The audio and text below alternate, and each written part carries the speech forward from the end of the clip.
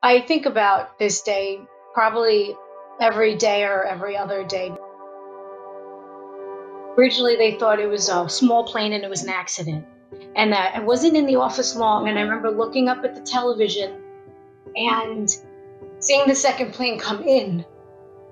And I went, wait, where's that? And the second plane hit the second tower. And that's when everyone knew it wasn't an accident anymore.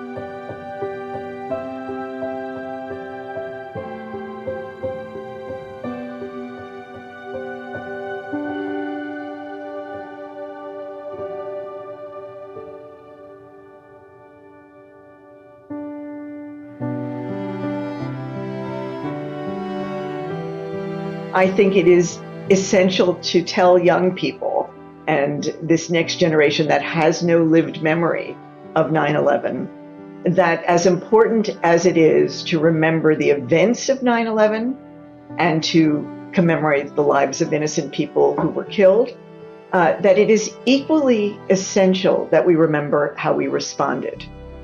This country and actually the world community came together in a combination of shared grief and shock, but also unity and compassion and empathy. Service to others and to community and to nation were very much privileged in that moment in time, caring for one another. And there was a sense of hope that renewal was possible even in the face of such enormous destruction and unimaginable loss.